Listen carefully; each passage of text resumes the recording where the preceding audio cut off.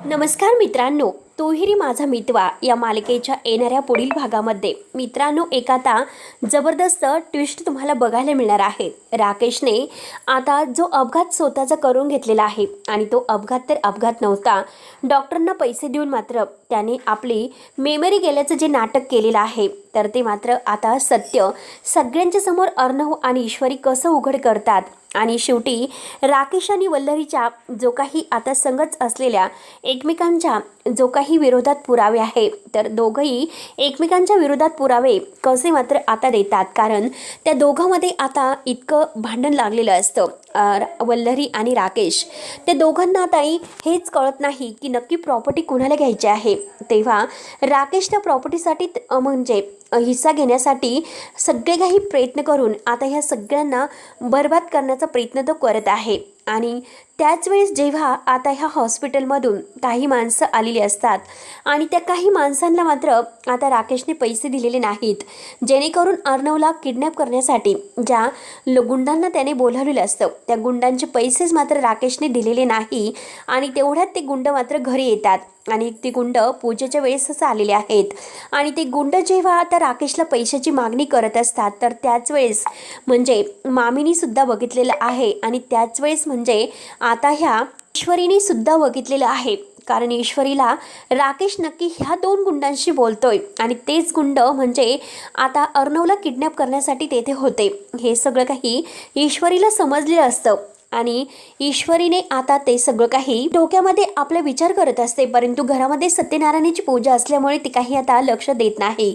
ती घाईने तयार होत असते, नम्रतेला सुद्धा ती तयार करते आणि तिला मात्र आता मस्त सत्यनारायणाच्या पूजेचा प्रसाद करायचा असतो। ईश्वरी छान तयार झालेली आहे, अर्णव तिचं फारच कौतुक करत आहे।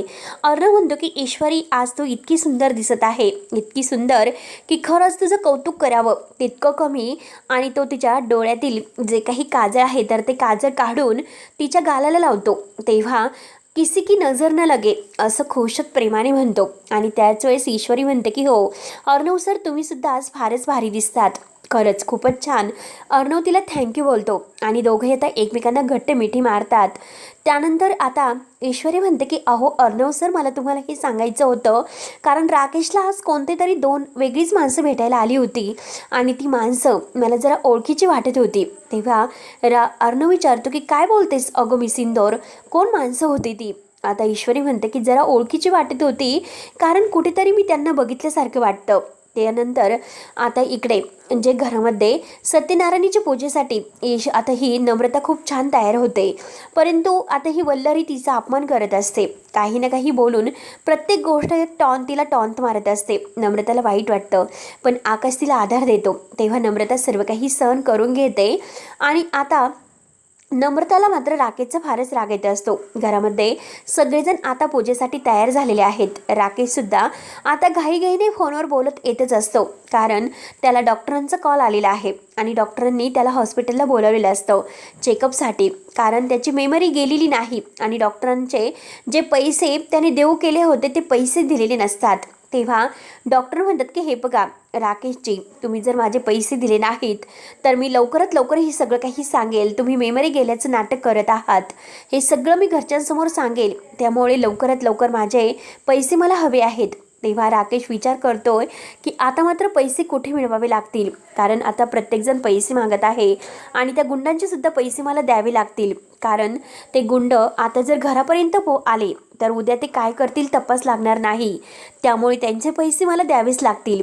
आणि त्याचनंतर इकडे वल्लरीने तर अंजलीचे कान भरलेले आहेत। वल्लरी म्हणते की अगं अंजली, तुझा संसार ज्याने उद्ध्वस्त केलेला आहे, म्हणजे हे बघ अगं राकेश रावांचा अपघात केला आणि राकेश रावांचा अपघात करून तुझ्या संसाराची जी कोणी वाट लावलेली आहे ना, तर त्याला कारणीभूत मात्र ती ईश्वरीच आहे आणि अर्णव।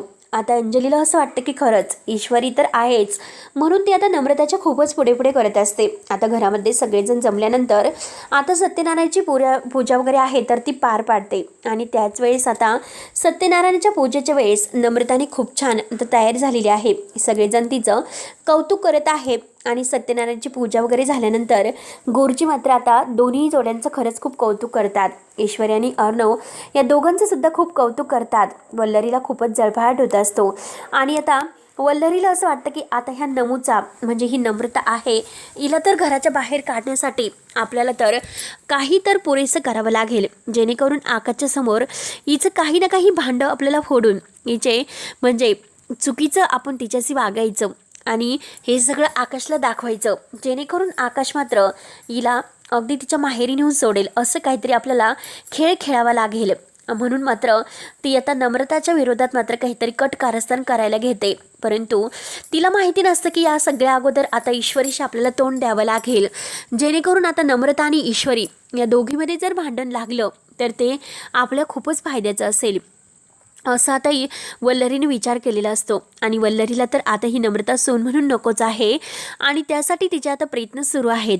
त्यानंतर आता ईश्वरी म्हणते की काही झालं तरी मी मात्र हे जे आहे तर ते आहे, परंतु वल्लरी मामीला मात्र नम्रताचा सून म्हणून स्वीकार करावा लागेलच, कारण आजकाल मामी नम्रता ताईला खूप टॉन्ट मारत असतात.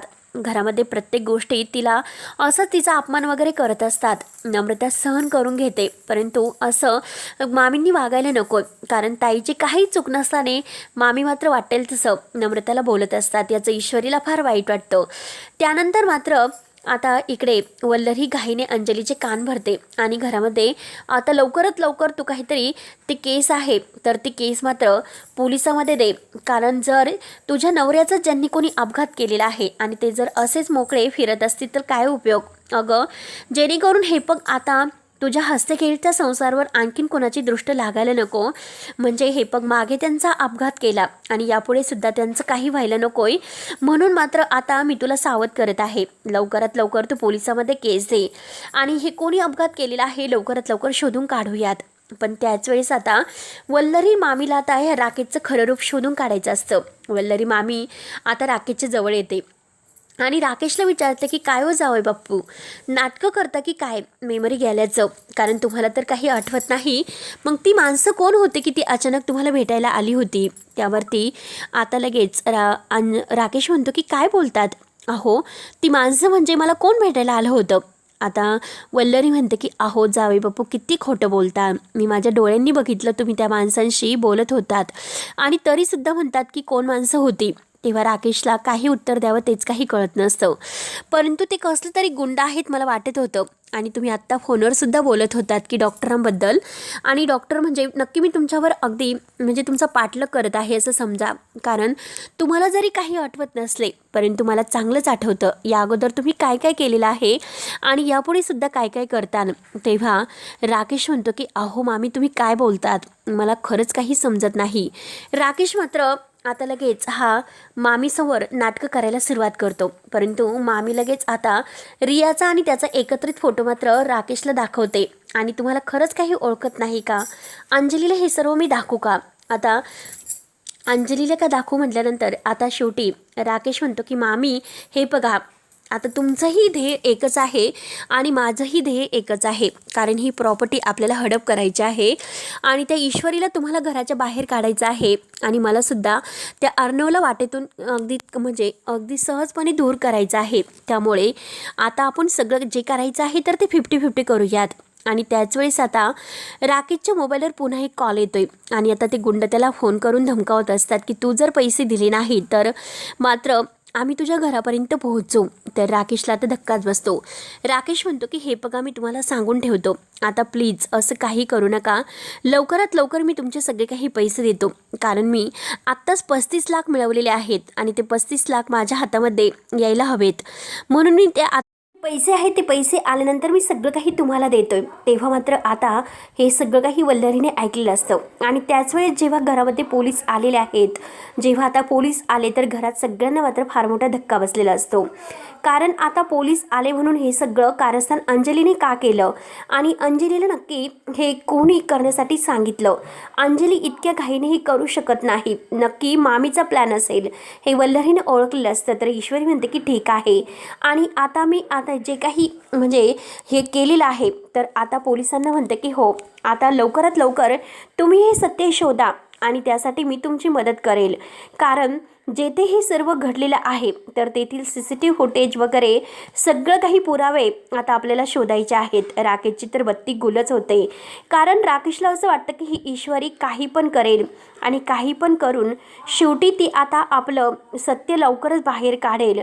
म्हणून राकेश हा बरोबर ह्या अंजलीला म्हणतो की अहो अंजली, कशाला ही सर्व करण्याची काय गरज आहे, काही गरज नाही. तर ईश्वरी म्हणते की नाही, आता मात्र हे सत्य शोधायचंच आहे की तुमचा अपघात झाला कसा आणि काय कसा, आणि त्यासाठी मी पोलिसांची मदत करणार आहे. आता ईश्वरीने चॅलेंज घेतलेलं असतं की फक्त 2 दिवसात याचे सगळे काही पुरावे मी तुम्हाला देते, अपघात झाला कसा आणि काय झालेलं आहे. तर नम्रता म्हणते की अगं ताई ईश्वरी, तू कशाला काही करतेस, कारण राकेश कोणत्या चालीचा आहे आपल्याला तर माहितीच आहे. आणि त्यानंतर आता वल्लरी लगेच पुढे येते आणि वल्लरी लगेच नम्रताच्या कानामागे देत म्हणते, काय गरज आहे तुला मध्ये मध्ये बोलण्याची, तुला सांगितलं ना या घरची तू सोन असली पण मध्ये बोलण्याचा तुला हक्क नाही, ते या घरचे जावई बापू आहे. तेव्हा नम्रताला फारच राग येतो. नम्रता आता लगेच वल्लरीचा हात धरते आणि वल्लरीला म्हणते की बास, आत्तापर्यंत खूप काही झालं, तुम्ही आता प्रत्येक गोष्ट मला म्हणजे कानामागे देऊनच सांगणार आहात का. आत्तापर्यंत मी चांगलं वागण्याचा खूप प्रयत्न केला, परंतु तुम्ही मला जे काही सांगत आहात ते सगळं काही अगदी म्हणजे माझ्या टोमणे मारतच सांगत आहात, त्यामुळे आता बाद झालं. त्यानंतर आता ही वल्लरी खूपच रागवलेली असते आणि रागाने ती आतमध्ये निघून जाते.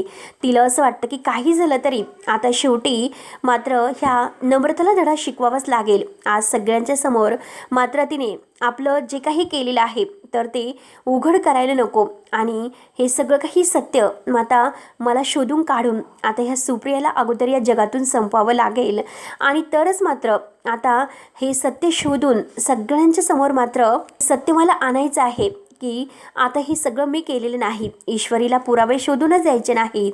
आणि इकडे राकेशची तर बत्ती गुल झालेली असते, कारण त्याला असं वाटतं की आता जी आपली फाईल आहे तर ती फाईल जर सापडली तर मात्र आपलं काही खरं नाही. म्हणून ती फाईल तो आता फाडून टाकण्यासाठी ती बाहेर घेऊन येतो आणि ती फाईल तो जाळतच असतो. परंतु आता लगेच ती फाईल जेव्हा तो जाळत असतो तेव्हा ईश्वरी पुढे येते आणि ईश्वरी त्याच्या हातातील फाईल हिसकावून घेते. आणि ती फाईल हिसकावून घेतल्यानंतर आता ईश्वरीला मेन पुरावा सापडतो, तो म्हणजे त्या फाईलमध्ये जी काही त्याची सर्जरी करण्यात आली होती आणि त्याच्या मेमरीवर जो को परिणाम झालेला आहे ते सगळं काही खोटं आहे.